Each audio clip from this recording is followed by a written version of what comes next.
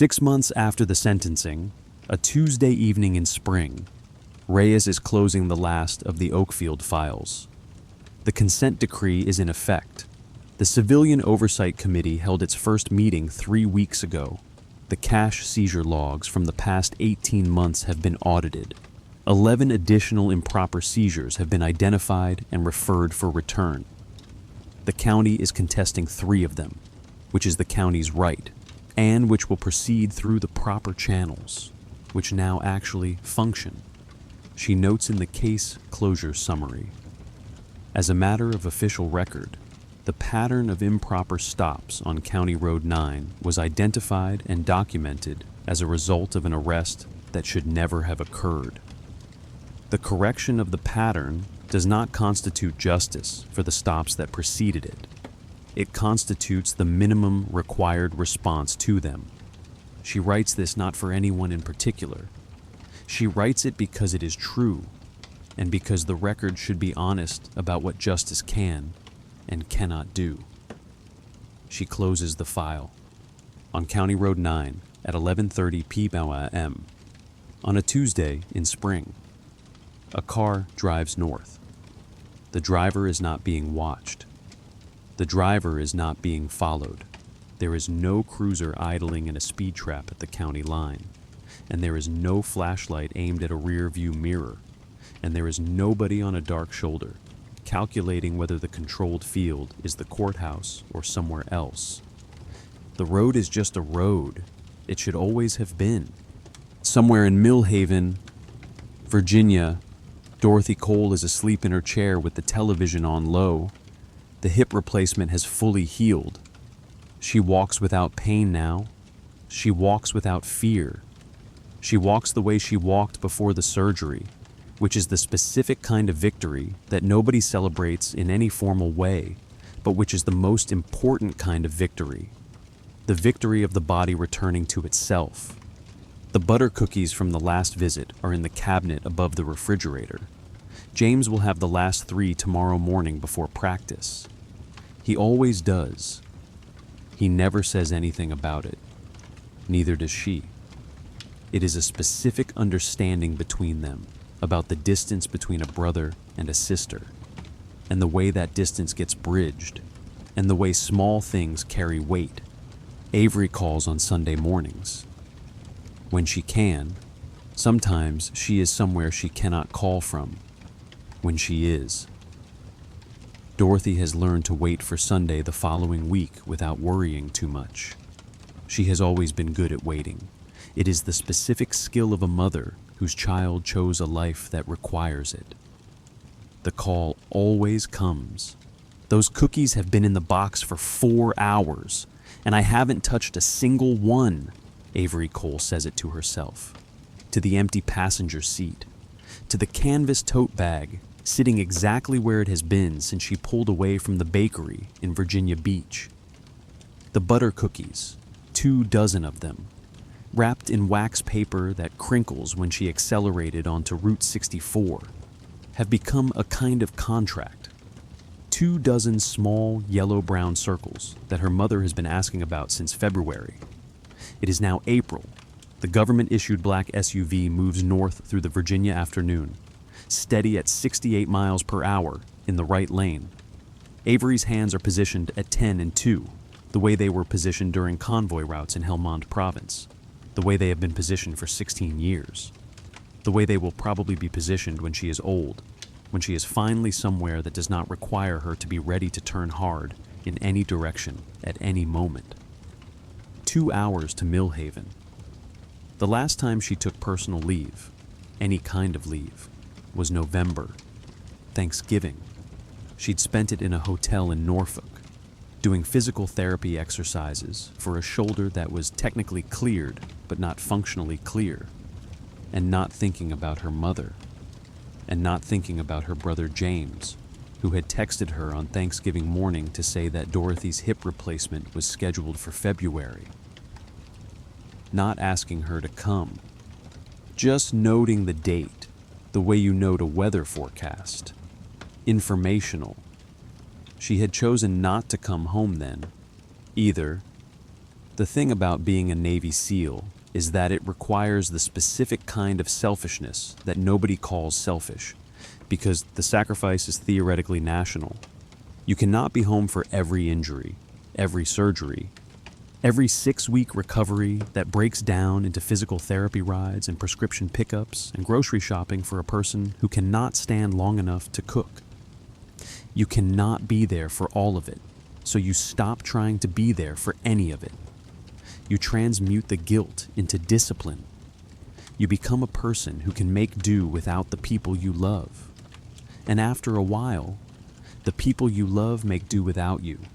Avery had not come home for Thanksgiving because November's training cycle was 18 days from deployment. Had not come home for Christmas because December was pre-deployment. Had not come home for the surgery because January was pre-surgery briefings, and James had texted that they had everything covered. Then, 3 weeks ago, during a live fire drill in North Carolina, she'd received an email from an external number, her mother's email, the one Dorothy rarely used, containing a single sentence. "I am not an invalid, but I am not running a marathon, and I would like to see my daughter before I forget what she looks like." Avery had sat in the equipment shed, mobile phone in her hand, reading that sentence 4 times.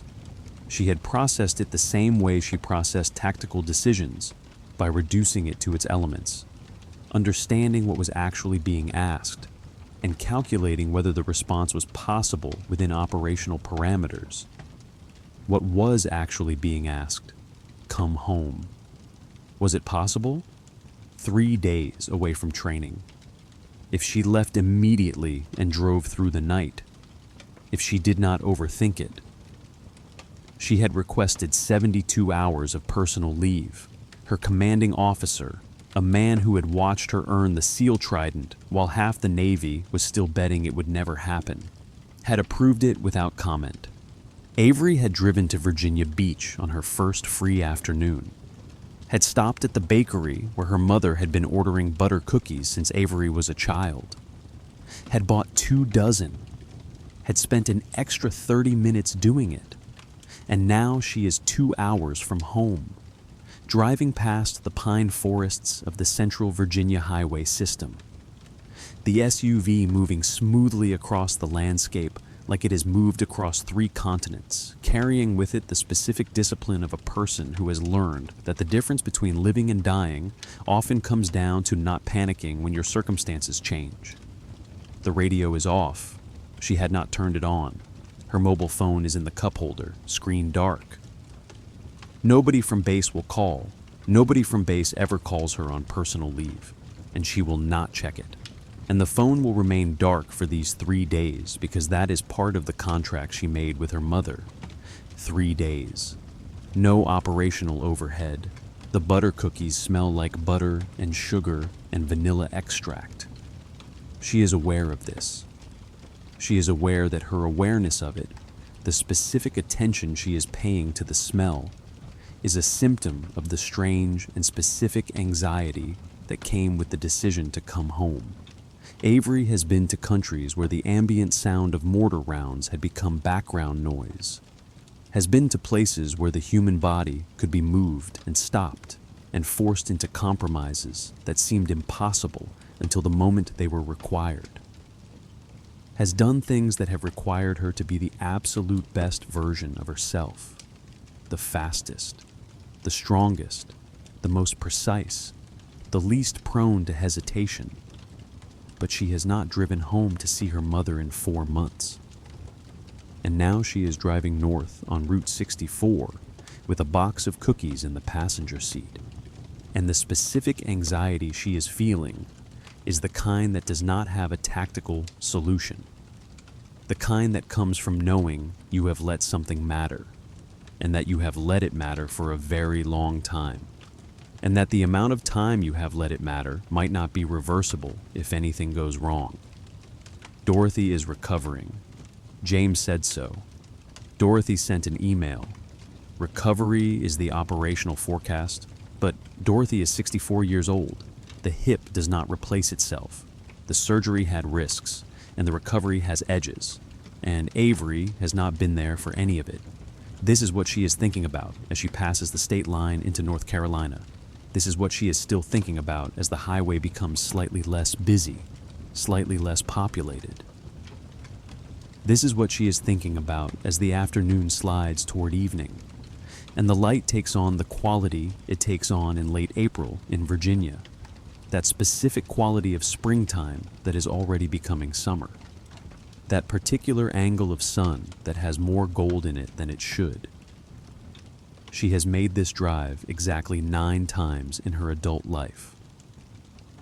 The first time was during her freshman year of college, when she drove home for winter break and discovered that her cousin Marcus, who had been her closest friend growing up, had been stopped on a road very similar to the one she is on now, had spent 11 days in county lockup on a charge of resisting arrest, had been compliant, had been polite, had been 19 years old in a county car with his hands on the dash and a deputy who had decided that compliance and politeness were symptoms of disrespect.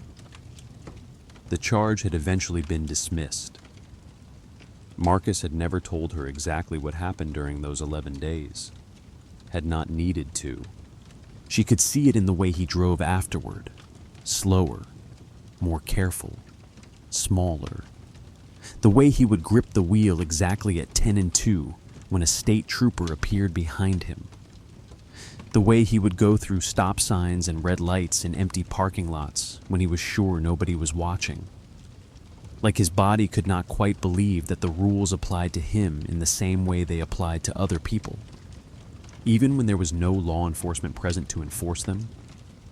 She was 19 years old when she saw what fear looked like on her cousin's face. She was 19 years old when she decided that she did not want to be the kind of person for whom fear looked like that. She had enlisted in the Navy that summer.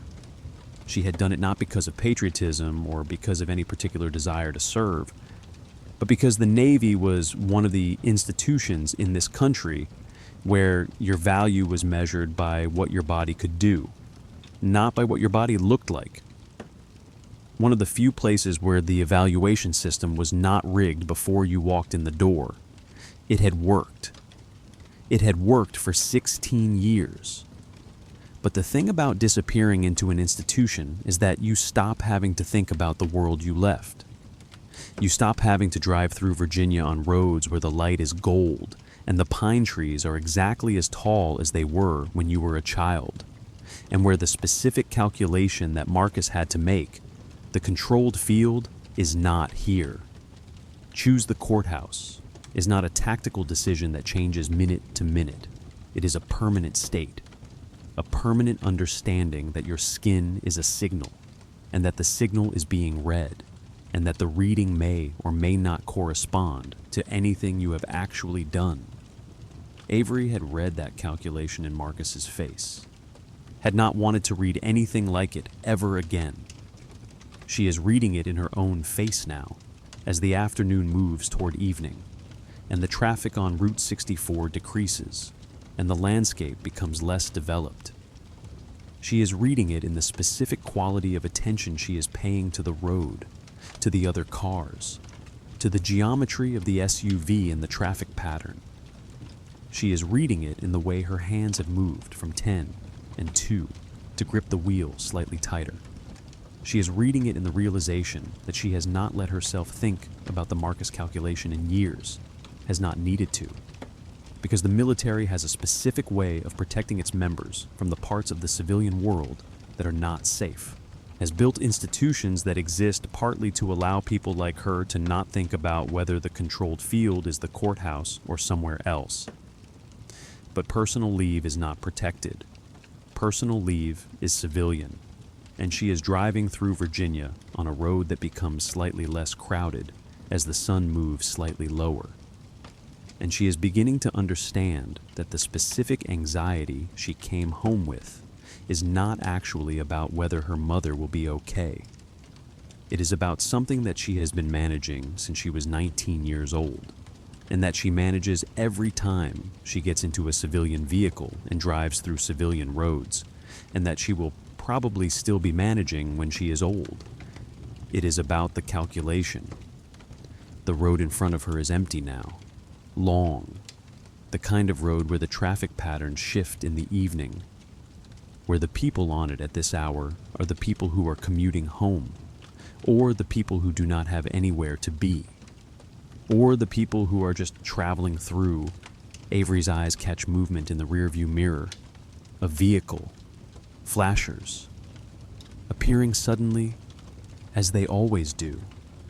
She feels the specific weight of the moment settle into her chest, feels the tactical part of her mind catalog the variables, the empty road, the single deputy vehicle, the fact that her government-issued ID is in her wallet, which is in the glove box, which is not immediately accessible. Feels the other part of her mind, the part that knows about Marcus and the 11 days and the specific fear that changes the way a person drives for the rest of their life. Make a calculation that has nothing to do with the law and everything to do with the controlled field. She moves to the shoulder. The flashers do not turn off.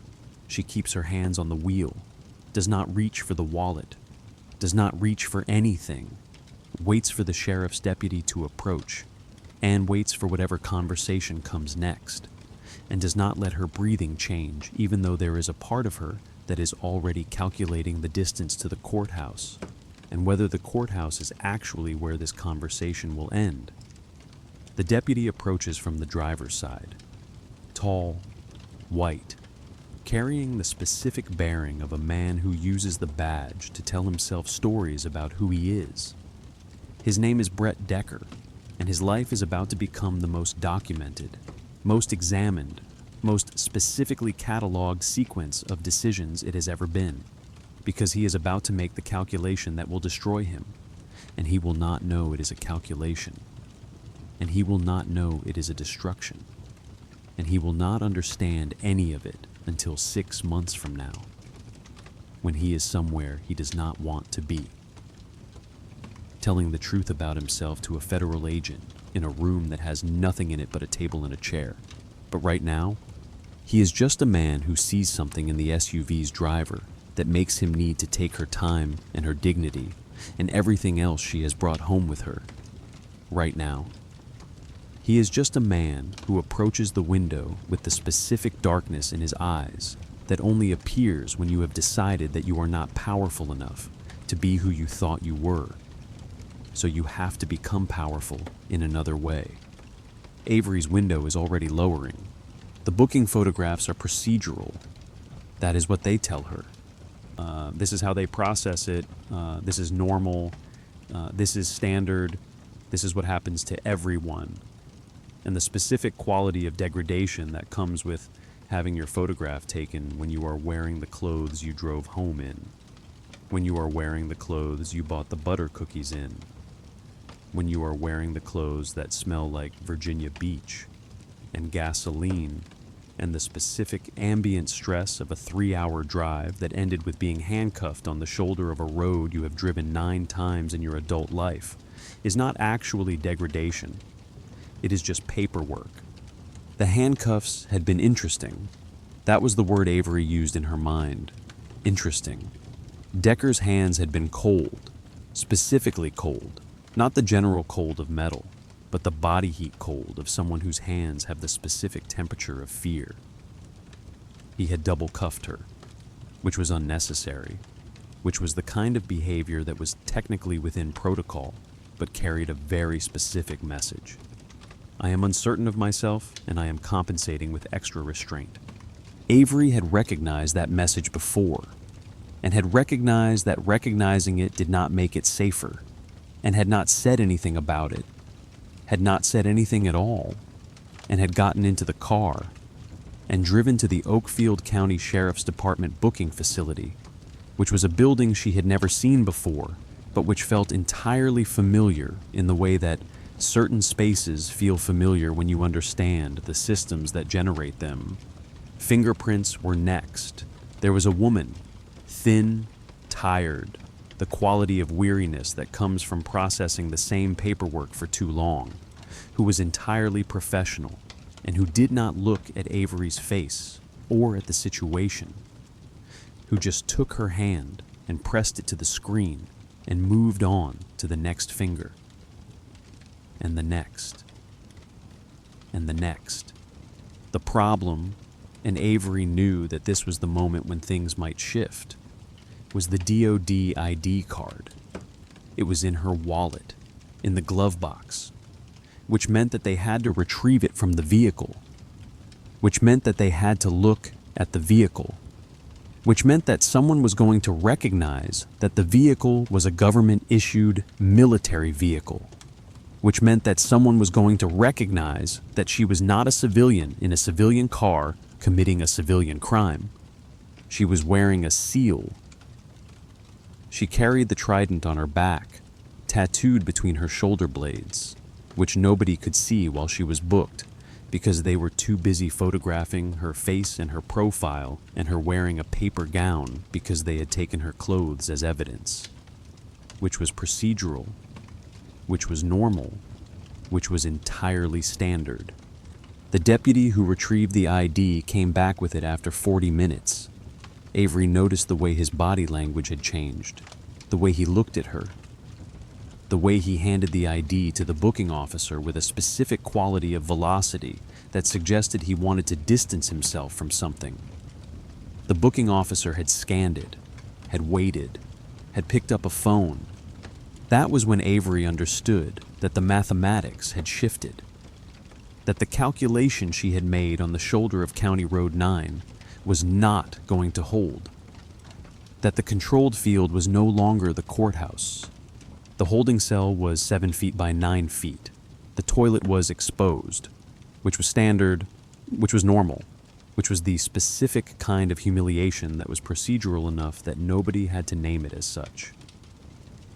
Avery sat on the metal bunk, which was bolted to the wall and covered in a mattress that might have been blue or might have been gray, hard to tell under the fluorescent light, and did not let herself think about the butter cookies, which were sitting in the evidence envelope labeled personal effects, right next to her phone and her wallet and the car keys. The evidence tag had been specific.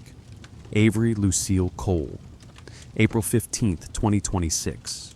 Possession of a concealed weapon, resisting arrest, assaulting a peace officer. Avery had done none of these things, had complied entirely, had been polite, had kept her hands on the wheel, and had not moved them when she was instructed, had not reached for anything, had not done anything but exist in a way that Decker had apparently found intolerable. She understood this with the specific clarity that comes from having been trained to recognize and catalog human behavior at the moment when it becomes dangerous. What she did not understand, what she could not actually predict, because the variables were no longer tactical but legal and institutional, was what came next. The phone call had gone to her commanding officer. She had been allowed to make it. The protocol was specific. The operator who connected her to the base was professional. Her CO had listened to the situation briefing in the specific silence of a man who had watched her earn the SEAL Trident and who understood exactly what kind of shitstorm this represented. "I'm sending JAG," he had said. That was all. JAG was Judge Advocate General. JAG was military lawyers. JAG was the institution stepping in and protecting her because she belonged to something that had actual resources, actual power, actual ability to apply pressure in directions that ordinary civilians did not have access to. And JAG would be there in 6 hours, which meant that Avery was going to spend the night in the Oakfield County Sheriff's Department holding facility in a 7x9 cell, wearing a paper gown, while a man named Brett Decker sat in a police report and constructed a narrative about why he had needed to double cuff her, why he had needed to apply restraint that left red marks on her wrists, why he had needed to charge her with assaulting him when she was the one sitting on the metal bunk. She sat. She did not sleep. She did not think about her mother, which meant that she was thinking about her mother constantly, about the 3 days that were being subtracted from the 72 hours she had cleared, about the butter cookies that were being cataloged as evidence, about the fact that she was not going to arrive at Dorothy's house at 7 p.m., was not going to arrive at 8 p.m., was not going to arrive at all tomorrow or the day after or the day after that. The controlled field is not here, the tactical voice in her mind said. But she was already locked in the field. The only question was whether she could define it better than Decker was defining it. At 3 a.m., a woman in a suit came to the holding cell. She was thin, sharp-eyed, carrying a leather folder with Oakfield County Sheriff's Department stamped across the front in gold letters. She did not introduce herself before speaking. "I'm going to ask you some questions," she said. "You can answer them, or you can exercise your right to remain silent. Either way, I'm going to document them." This woman was different from the booking officer, different from the deputy who had retrieved the ID, different from Decker himself. This woman had the specific bearing of someone who had seen enough situations that she understood the administrative mechanics better than she understood the human ones. "I'm requesting my JAG officer," Avery said.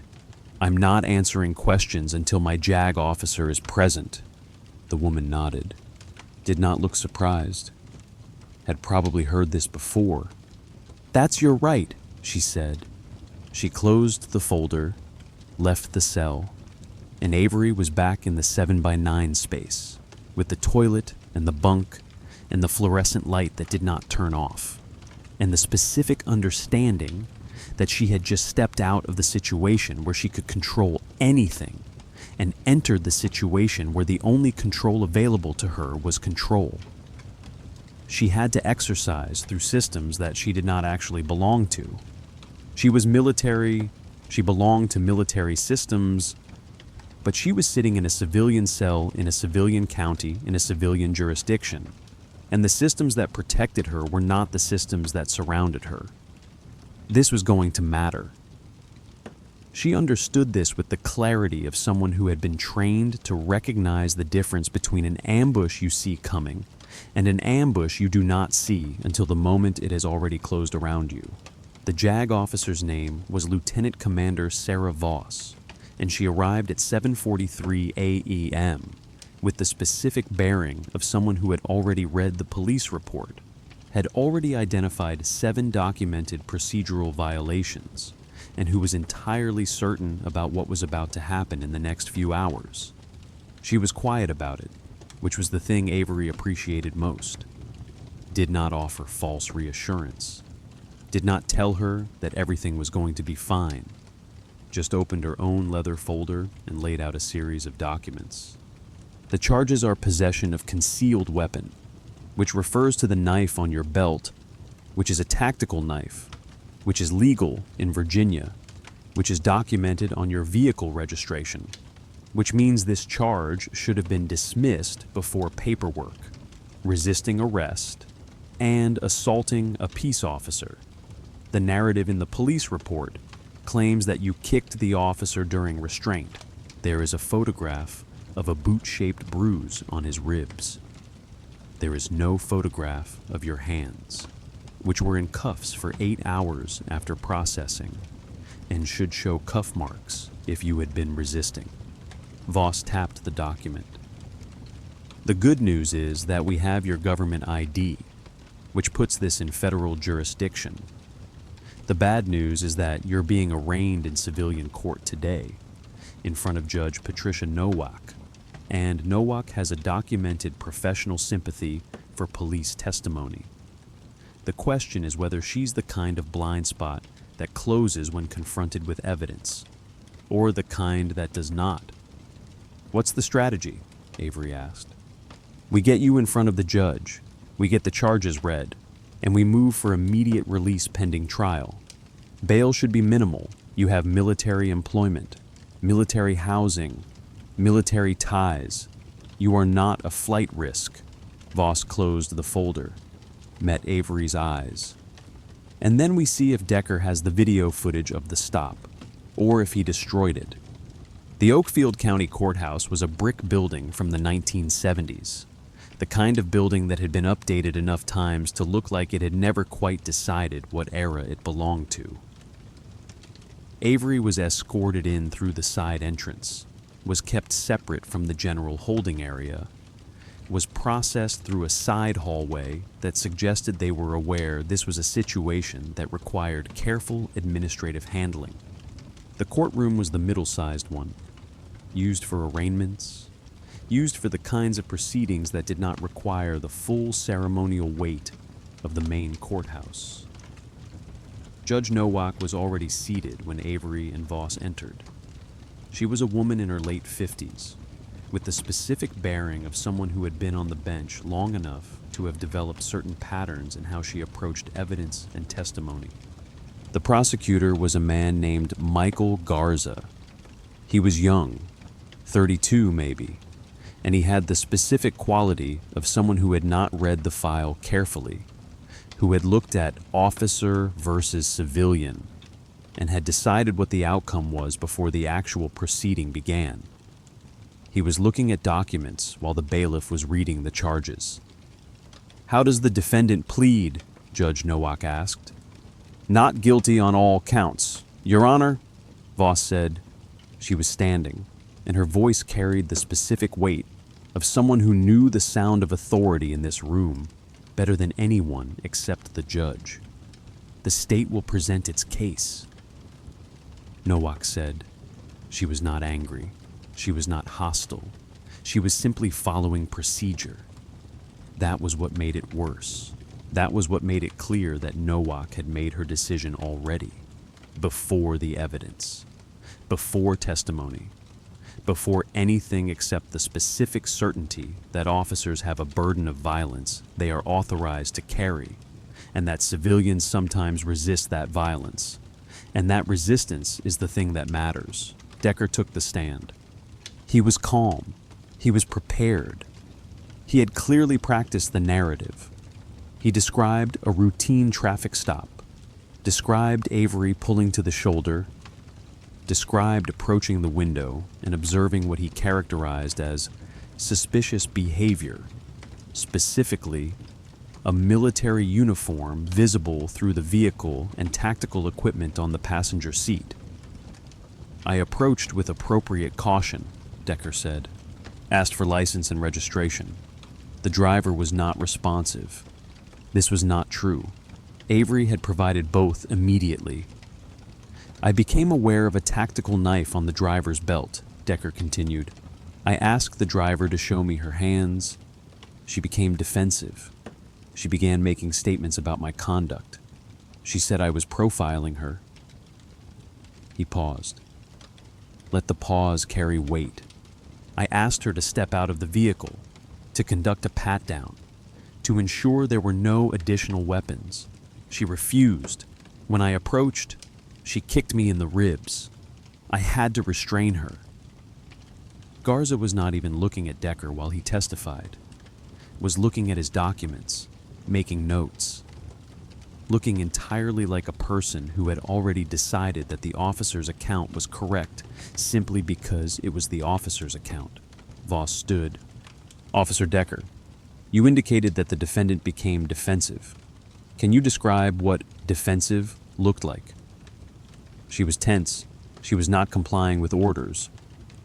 "You had approached her vehicle without permission," Voss said. "You were a uniformed officer. You had activated your lights." "She was tense." "I'm trained to recognize aggressive behavior. So when a person is tense in response to a uniformed officer with lights activated, you classify that as defensive and not complying?" "I classify it as a warning sign that the person may pose a threat." Voss walked slowly back to the defense table. Did not look at Avery. "You retrieved the defendant's government-issued DOD identification card from her vehicle." Decker's answer was slower. "Yes." "Did that change your assessment of the situation?" "It clarified her military employment." And did that change how you approached the traffic stop? No. The lie was so specific, so clear, so precisely false that Avery could see the moment it registered with Judge Nowak, could see the moment the judge's eyes moved from Decker to the documents and back again, and could see the moment Nowak understood that something in the narrative was not matching. But she did not ask the question that would have opened that gap further. Instead, she looked at the timeline in the court documents, at the specific hours that Avery had been in custody, and she made what appeared to be a procedural observation. The defendant was processed at 7:34 p.m. and held for 12 hours before this proceeding. The nature of the charges does not appear to warrant holding pending trial. Garza opened his mouth, closed it. He was clearly recalibrating the assessment he had made earlier. But it was Voss who spoke. Your Honor, the defense requests immediate release on personal recognizance. The defendant has military employment, a clear address, no prior criminal history, and a specific reason to be traveling on County Road 9. She was returning home to care for her mother, who is currently in recovery from surgery. She is not a flight risk. She has not resisted the criminal justice process at any point. And on the assault charge? Nowak asked. Disputed. We intend to request video footage from the traffic stop. The defendant's hands were placed in double restraints immediately and were not removed for 8 hours. If she had been actively resisting or kicking an officer, the restraint marks would be visible and documented. The charge appears to be predicated on the officer's account alone. Garza stood. Your Honor, the state stands by Officer Decker's testimony. Then the state should have video footage that corroborates it, Voss said. Officer, did you activate your dash camera during this traffic stop? Decker's answer was very carefully constructed. I did not review the footage. That's not what I asked. Did you activate it? I activated it. Then video footage exists? It exists. And in that moment, in the specific silence that followed that answer, everything changed. Judge Nowak leaned forward. Her entire body language altered. She was no longer the woman who was simply following procedure. She was now the woman who understood that she was about to be put in a position where she either had to acknowledge that she was going to trust the officer's account over documentary evidence, or she was going to have to confront the possibility that her 12 years of giving benefit of the doubt to police testimony might have been built on exactly this kind of foundation. The court is going to take a 30-minute recess, Nowak said. At the end of that recess, I'm going to want to see that footage. Let me be clear about that expectation. Officer, I'm going to want it immediately. Decker nodded, did not speak. The bailiff called the recess. The footage took 14 minutes to set up. There was a projector. There was a screen. There were technical difficulties with the video file, which suggested that someone, probably Decker, had been attempting to figure out whether the footage could be damaged, or corrupted, or mishandled in ways that would make it inadmissible. The technical difficulties suggested very specific knowledge about what was on that footage. When it finally played, it played in absolute silence. The video showed the traffic stop from the moment Decker's cruiser pulled onto the shoulder, showed Avery's vehicle slowing, showed Avery's hands on the wheel, showed the specific bearing of someone who was entirely compliant and entirely composed. The audio was clear. Decker's voice, requesting license and registration, Avery providing both immediately, handing them through the window. The video showed Decker's behavior shift the moment he saw the government-issued ID. It showed the exact moment when he began using ma'am in that specific diminishing way. Ma'am, I need you to show me your hands. Ma'am, I'm going to need you to step out of the vehicle. It showed Avery following every instruction. Step out, face the car, hands behind you. It showed the double cuffing. It showed cuffs that were tight enough that Avery's hands had begun to pale within seconds. It showed Decker asking her to walk toward the cruiser, showed her walking toward the cruiser, showed her absolutely compliant, absolutely composed, absolutely not resisting. And then it showed Decker's body language become increasingly hostile as he walked beside her, showed him speaking to her in tones that were not tones of professional law enforcement, showed him getting closer, showed him raising his voice.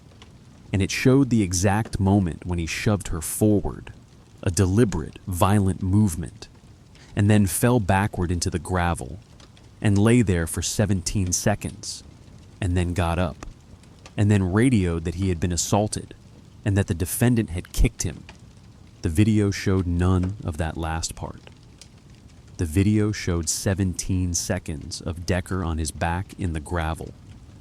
The angle such that anyone watching would understand that the violence had come from in front, not from behind, that Avery had not kicked him, that he had shoved her and had fallen backward over his own feet.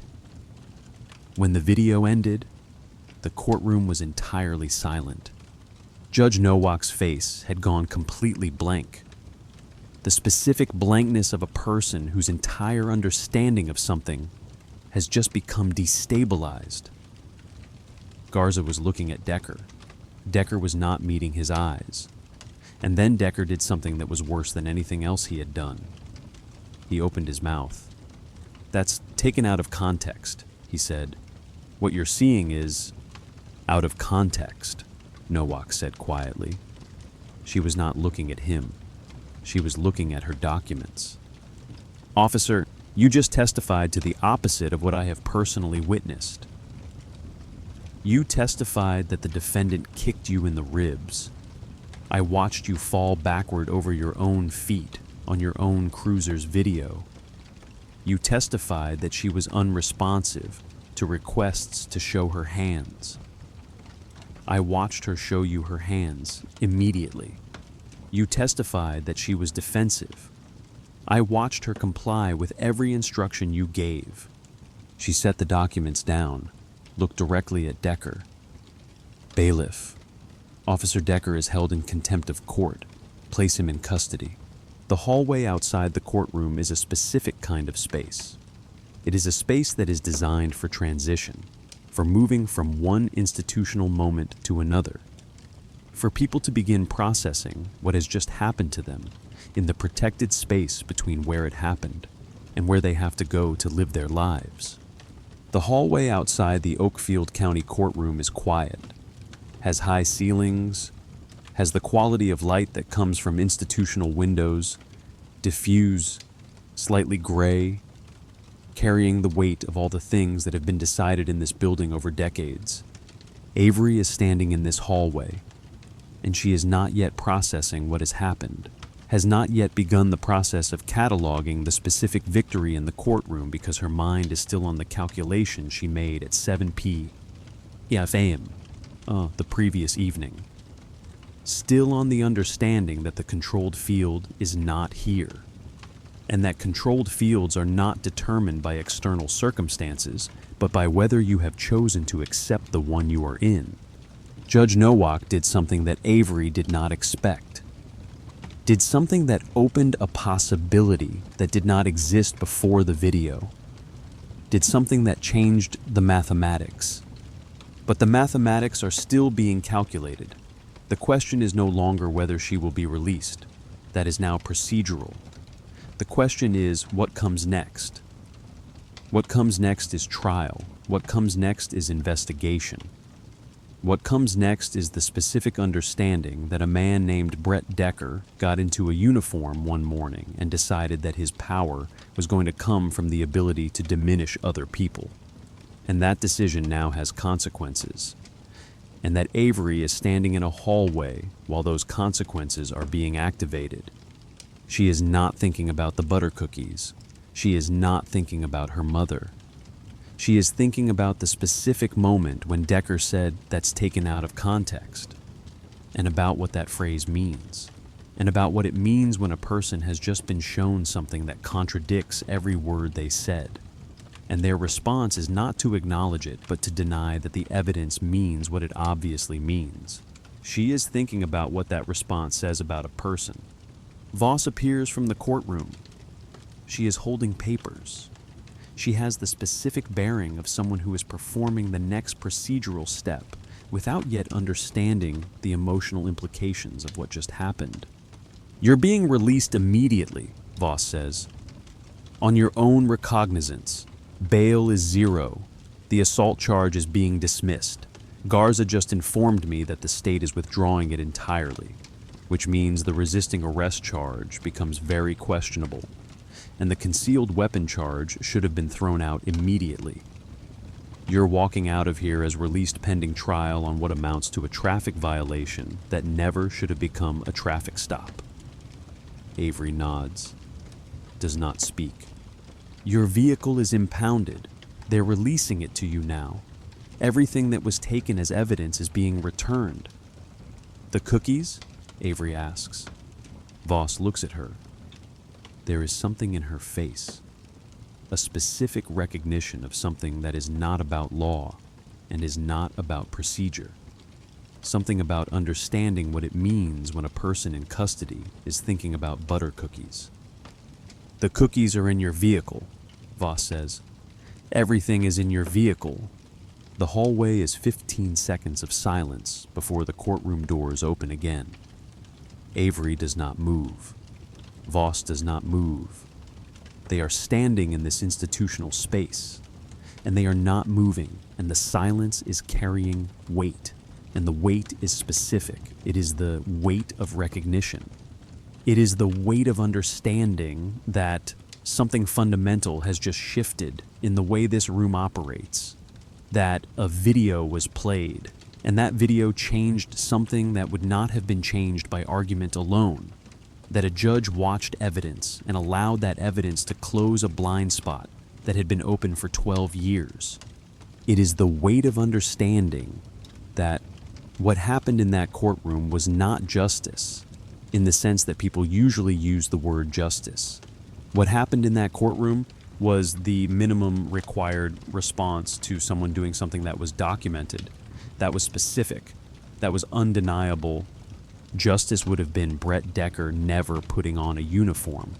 Justice would have been the system that selected and trained and protected him not existing in the form that it exists in.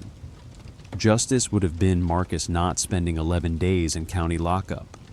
Would have been all the people who had been stopped on County Road 9 in that specific way, in that specific state of diminishment, not having that experience.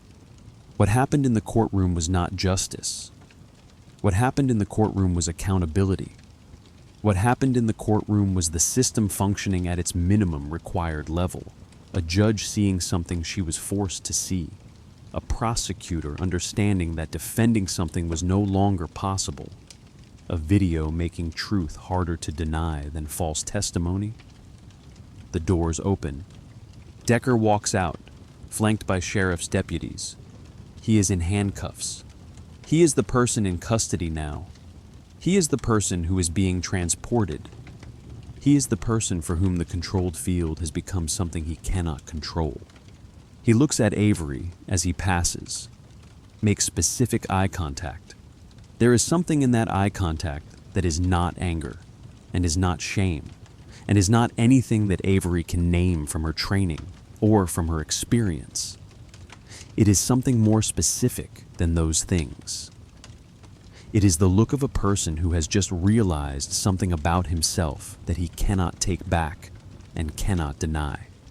Then he is past her, and the hallway is quiet again, and Avery is still standing in this space designed for transition. And the transition is still not complete, because the thing that has shifted is not just the proceeding, but the way that proceeding will extend forward into time, and will extend backward into time, and will require examination of all the other moments like it. Voss is looking at her. You okay? Avery thinks about Marcus, thinks about the 11 days, thinks about the way he drives. No, she says, but I'm released. You're released, Voss confirms. You can go. You can go home. The federal agent's name is Special Agent Elena Reyes, and she arrives at the Oakfield County Sheriff's Department 2 hours after Judge Nowak orders the arrest of Officer Brett Decker. Reyes is not investigating the traffic stop. Reyes is investigating the pattern of stops on County Road 9 that became visible the moment a Navy SEAL's government-issued vehicle was subject to the same treatment that had been applied to civilian vehicles over the preceding 18 months. The moment the video existed. The moment there was documentation. Reyes has worked civil rights cases for 8 years. She understands the specific pattern. She understands the way that institutions protect themselves by making individual incidents seem isolated. One officer, one bad decision, one person whose behavior does not reflect the larger system. She understands that the larger system does not exist until multiple incidents are documented, and that multiple incidents are not documented until someone has the power and the access to demand documentation. Avery Cole has both. Reyes begins by pulling traffic stop data for County Road 9 for the preceding 18 months. Begins by cataloging the specific demographics of the people who were stopped. Begins by understanding that the road had been subject to a documented pattern of stops that were concentrated in specific ways, during specific hours, and with a specific statistical outcome. Begins by understanding that Brett Decker did not invent this pattern. He was simply the person who decided to apply it to the wrong person. The interrogation room is a space designed for a specific kind of pressure. It has a table, it has chairs, it has a mirror that is either reflective or one way. Depending on what you think about the space, it has video equipment running, and audio equipment, and the specific quality of institutional fluorescent light that does not vary. Decker is brought in at 2 p.m. He has been in custody for 5 hours. He has not been booked on new charges yet because the federal government is now investigating, and the federal government moves at its own pace. Reyes sits across from him. She has a folder. The folder is thin right now, but it is going to get thicker as the interrogation proceeds. That is the way interrogations work. The folder is a visual aid. The folder is a way of showing someone that you have evidence, or that you are about to have evidence, or that you understand that evidence exists even if you have not yet obtained it. Officer Decker, Reyes says. She does not call him officer. She calls him by his name only, which is a specific way of diminishing him. You have been read your Miranda rights? Yes. And you understand that anything you say in this room may be used against you in a federal proceeding? I understand. And you have declined legal representation at this time. I want to get this cleared up, Decker says. His voice is different now than it was in the courtroom. Is smaller, is the voice of someone who has understood that his narrative is no longer being protected by the institution that gave him the narrative in the first place. I didn't assault her. The video shows that I fell. I've explained it. Reyes does not look at the video, does not need to. Reyes is interested in what comes after the fall, is interested in the specific decision-making that occurred in the minutes after the fall. When Decker chose to file a report that contradicted his own vehicle's video footage, Officer Decker, the video shows you falling. It shows you on your back in the gravel. What I am investigating is why you filed a report indicating that you had been kicked when your own camera shows that you had not been kicked. Decker does not answer. In 2023, you stopped a vehicle driven by a civilian named Howard Martinez. According to the stop report, Mr. Martinez was operating a vehicle registered to a different individual. which you classified as suspicious. Is that correct? I don't remember. You will remember, Reyes says. She opens the folder. There is a photograph inside. Because I have the report, you stopped him for expired vehicle registration. Even though the registration was valid, you detected a smell of marijuana. No marijuana was found. You ordered him to exit the vehicle, searched him for 30 minutes, and released him without charges. She closes the folder. In 2024, you stopped a vehicle driven by a civilian named Terrence Williams. Black male, driving a civilian vehicle. You stopped him for speeding. Your radar showed 47 miles per hour in a 45 mile per hour zone. You charged him anyway. The charge was dismissed. You also conducted a vehicle search on the basis of suspicious behavior. No evidence was found. Decker's hands are on the table. Reyes can see the tension in them. I can continue this, Reyes says, and I will. And I will do it for a very long time, because I have 18 months of data from County Road 9, and I have noticed a specific pattern. But I want to ask you something specific first. I want to understand what was happening in your mind when you saw Commander Avery Cole's military ID, because you handled that moment in a particular way, and I need to understand why. Decker does not speak. The thing about your behavior, Reyes continues, is that it is not random, it is highly specific. You are not stopping people indiscriminately. You are stopping people who match a specific demographic profile. You are conducting searches on the basis of hunches. You are filing reports that contradict video evidence. And when someone with resources, someone with military backing, someone with a badge from a different institution appears on your road, you apply the exact same behavior, which tells me that this is not something you are doing cynically. You believe this. You believe this is law enforcement. She pauses, lets that sit. So I need you to explain something to me. Officer, when you saw that military ID, why did you continue? Decker's answer is very quiet. I saw her military bearing. I saw that she wasn't afraid. I saw that she was trained. I saw that she was not the kind of person who was going to let me. He stops. Cannot finish the sentence. Let you what? Reyes asks. Let me be in control. Decker finishes. His voice is very small now. I saw someone who was not going to let me be in control. The interrogation lasts 6 hours. By the end of it, Reyes has extracted something that is rarer than a confession, has extracted an explanation, has extracted the specific moment when Decker understands what he has been doing and why he has been doing it. It comes at 7:43 p.m. in response to a specific question about his Navy application. Tell me about that, Reyes says. Decker's answer is the longest answer he has given all day. I was 21. I applied for the SEAL Challenge contract, made it through the initial screening, got to the physical evaluation, and I failed the vision requirements. It was correctable.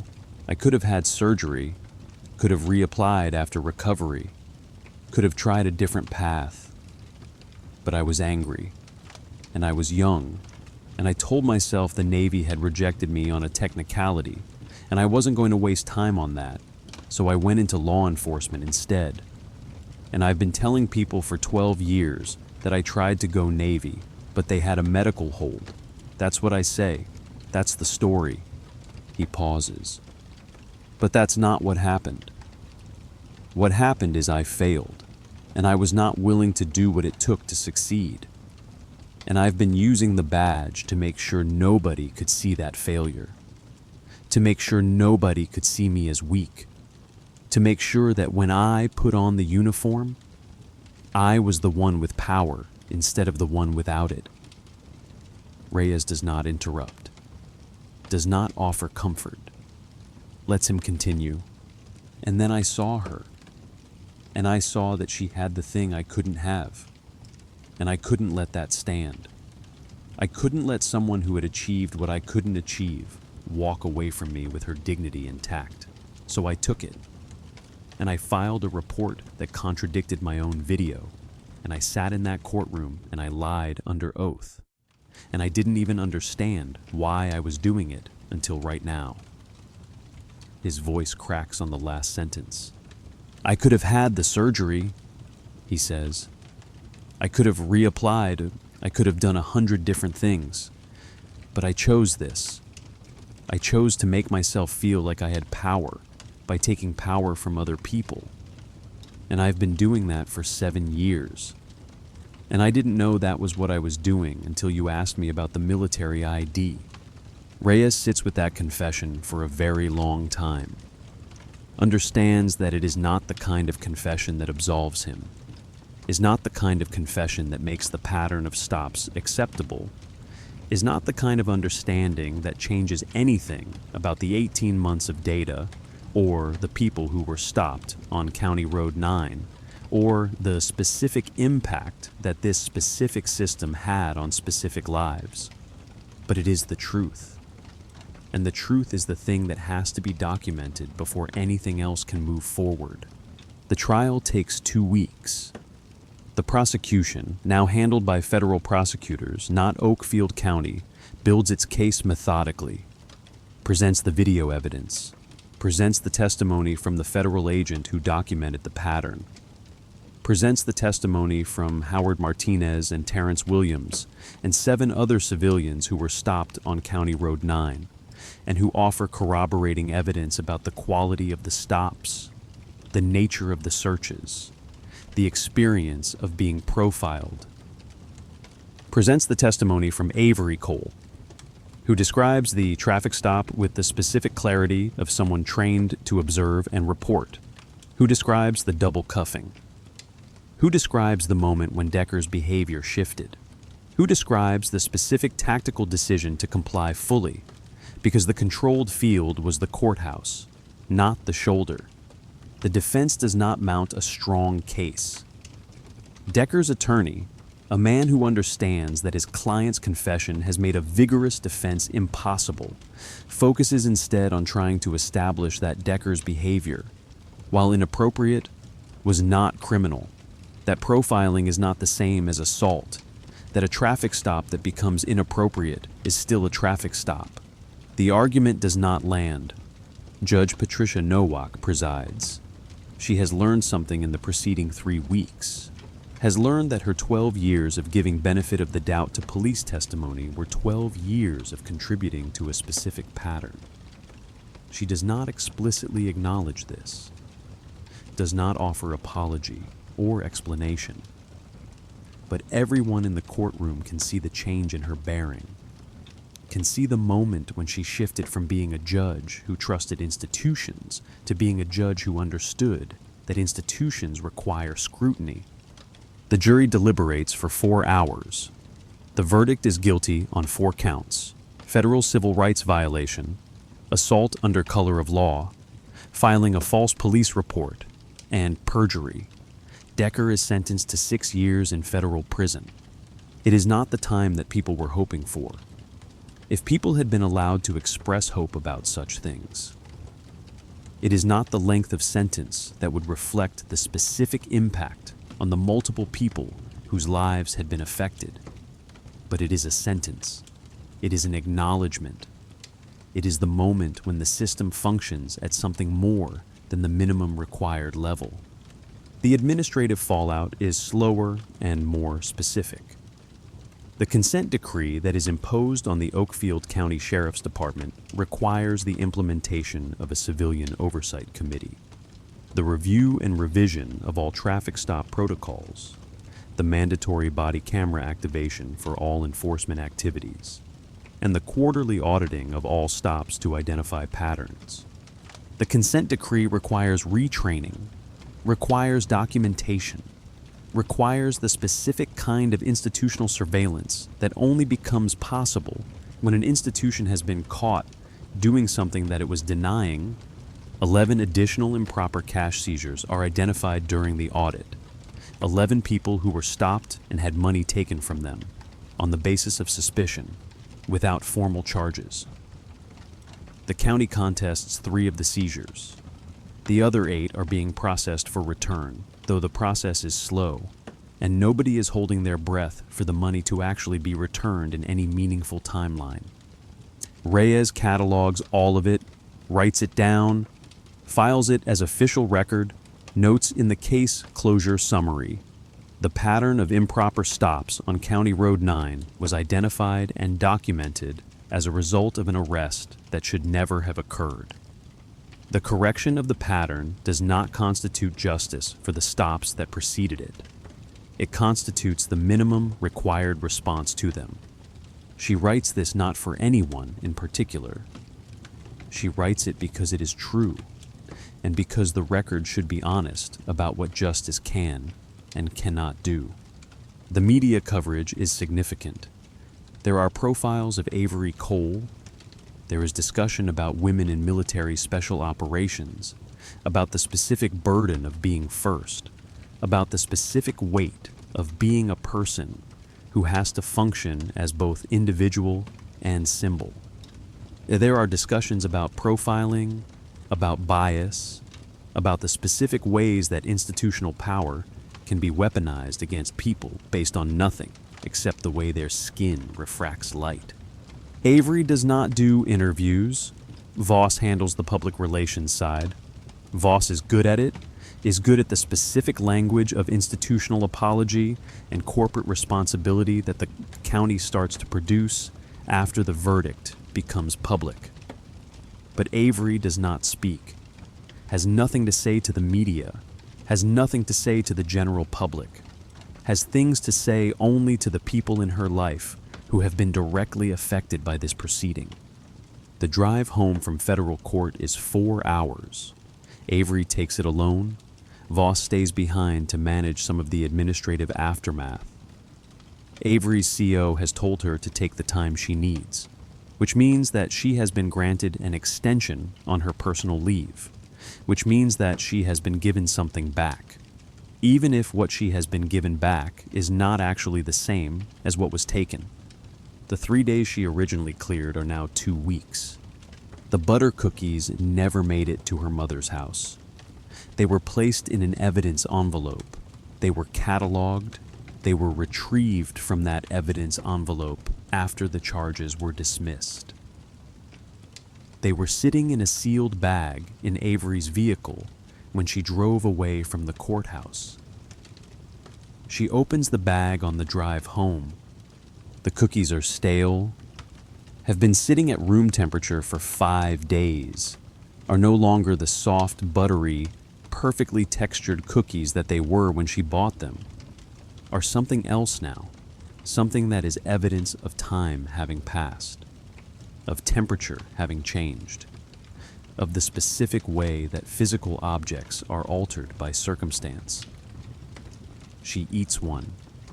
It tastes like staleness and institutional building and the particular degradation of time. She throws the rest away. The drive home is quiet. The radio is off.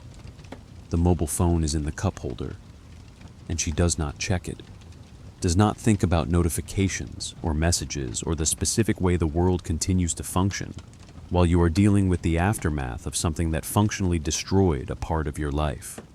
Millhaven appears as it always appears, small, familiar, carrying the specific weight of homecoming that is not pure joy, but is something more complicated, is something that is relief and exhaustion, and the understanding that you have been away from something that matters for longer than you intended. Dorothy is sitting in her favorite chair when Avery arrives. The chair is by the window. The chair is where she has been sitting every evening for 6 weeks. According to James, watching the street, waiting for someone to appear. The chair is where she sits when she wants to pretend that she is mobile, that she is engaged with the world, that the hip replacement has not fundamentally altered her specific capacity to move through the world the way she had moved before. She is asleep when Avery opens the door. The house smells like home. smells like the specific combination of things that have been accumulated over time, over decades, over the particular history of a house and the people who have lived in it. Smells like coffee, like old books, like the particular fabric of furniture that has been lived in. Dorothy wakes at the sound of the door closing. "I would get up," Dorothy says, "but your mother is not the kind of mother who gets up anymore, so you're going to have to come to her." Avery crosses the room, embraces her mother, feels the specific fragility that comes with surgery, with age, with the particular vulnerability of a body that has been cut open and reassembled. Feels the other side of it, the strength, the resilience, the specific refusal to let something diminish her entirely. "I'm sorry," Avery says. "I'm so sorry I didn't get here earlier." "You're here now," Dorothy says. She is holding Avery's face in her hands, is looking at her daughter with the specific quality of attention that only mothers have. "And that's what matters. You're here now, and you look like someone who has been in a fight." "I have," Avery says. "Tell me," Dorothy says. And Avery does. Tells her about the traffic stop, tells her about the booking, tells her about the court proceeding, tells her about the video, tells her about the interrogation, tells her about the trial, tells her everything except the parts that would cause her mother additional pain. And since most of it would cause her mother additional pain, what she tells her is the skeleton of the story. She tells her that she was stopped. She tells her that she was charged with something she did not do. She tells her that there was a video that showed the truth. She tells her that a judge saw the video and made the right decision. She does not tell her that the controlled field was the courthouse. Does not tell her about the calculation that had to be made. Does not tell her about the specific understanding that compliance was the only safe option. Because anything else would have been met with the specific violence that is authorized when someone is wearing a badge. Does not tell her about the 6 years in federal prison. Dorothy listens. When Avery finishes, Dorothy does not immediately respond, sits with the information, holds her daughter's hand. "Did you get hurt?" Dorothy asks. The question is not asking about physical injury. Avery understands this, is asking about the specific kind of hurt that comes from being in a system that is supposed to protect you, but which instead decides you are a threat. "Yes," Avery says, "but you're here now." "I'm here now." They sit in that acknowledgement, in the specific understanding that some hurts cannot be addressed by being home, and that being home does not fix them, and that being home is still the thing that is necessary. Saturday morning, Avery and James sit on the front porch. Dorothy is inside, making something in the kitchen that requires her to move slowly, carefully, with the bearing of someone who understands her own limitations, but is not particularly interested in being defined by them. "She's been sleeping a lot," James says. He is a football coach at Millhaven High, has the specific bearing of a man who has spent the preceding weeks making sure someone else was okay. The physical therapy is going okay. The surgeon said 6 weeks and she'll be back to normal. It's been 5 weeks and 1 day. "And then you can step back," Avery says. "And then I can step back," James confirms. They sit in silence. The morning is beautiful, is the kind of April morning that is exactly what spring is supposed to be. Warm enough to sit outside without a jacket, cool enough that the air feels fresh. The neighborhood is quiet, is the kind of quiet that comes from people being inside their houses, doing the things that people do on Saturday mornings when they are not forced to confront larger systemic problems. "I read about it," James says. "The trial. It was all over the news for a while." "Yeah, you did the right thing." Avery does not answer. Does not know if she did the right thing. Because the right thing would have been to never be stopped in the first place. The right thing would have been for Brett Decker to never put on a uniform.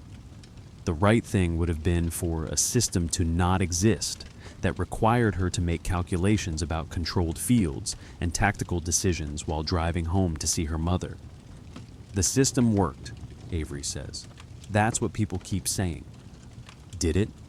It did the minimum required thing, which is what a system does when it gets caught. James nods. Understands the difference between the system working and the system doing the absolute minimum when it has no other choice.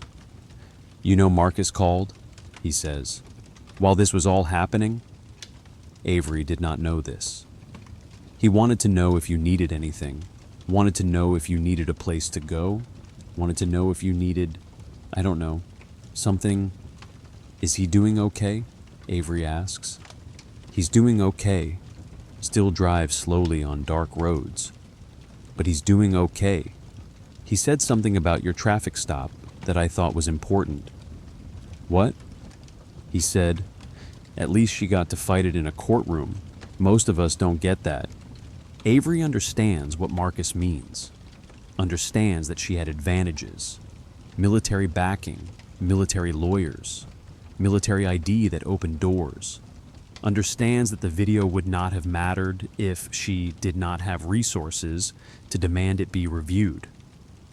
Understands that people like Marcus do not have those resources, and that people like Howard Martinez and Terrence Williams did not have those resources, and that the specific circumstance that made her able to fight back was not her own strength, but the institution she belonged to.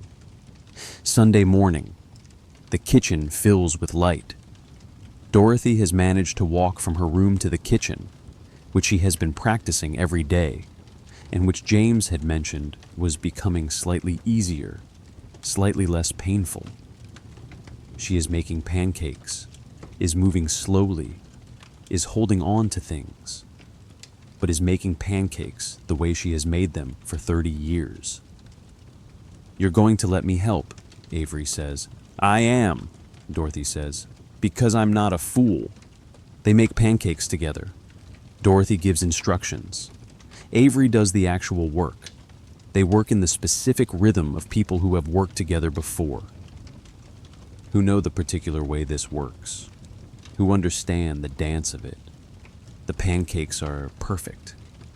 Butter and syrup, coffee, the three of them sitting around the kitchen table, and Dorothy asking James about the football team, asking Avery about the flight back to Virginia Beach, not asking about the trial, not asking about any of it because she understands that her daughter will talk about it when she is ready, and that readiness does not come on a schedule.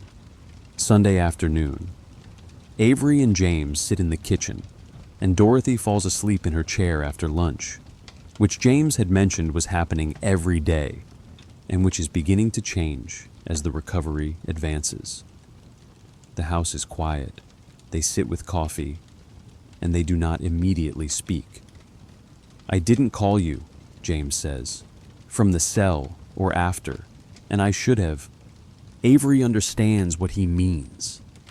Understands that he is apologizing for the time when she was booked, when she was held, when she was alone in a 7x9 cell, and when she did not reach out to him, and when he did not reach out to her, and when they both just sat in the specific silence of two people who are related and who do not know how to cross the distance between them. You had Mom, Avery says. You still could have called, James says. I know. Next time, he says, you call me. Next time, Avery says. It is not a promise about what will happen. It is a promise about who will be called. It is a promise that the specific distance between them is something that can be bridged if both of them are willing to build the bridge. Monday morning, Dorothy is at the front door. She is wearing the expression of a mother who has let her daughter leave, and who has made peace with the leaving, and who understands that the specific life that her daughter has chosen requires this distance. She is not fully mobile, has not walked this far since the surgery, has walked this far specifically to see her daughter off. "You walked all the way to the door," Avery says. "I walked all the way to the door to see you off," Dorothy responds. "That seems proportionate." Avery hugs her mother, feels the specific quality of the hug.